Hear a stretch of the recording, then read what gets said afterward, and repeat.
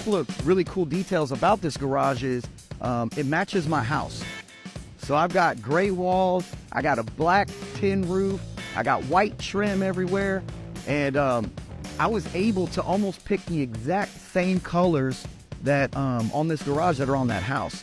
And I even looked at all the little details, and they give you the option at Allen's to literally pick the color of the screws that you want, right? The roof screws, the trim screws, the wall screws.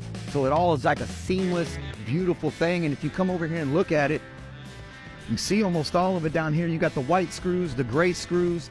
That's Quaker gray. It's a beautiful color. The trim is all gorgeous white. And then I got that black roof. You can see it here in a little while. We'll give you an aerial view of it, but it's gorgeous.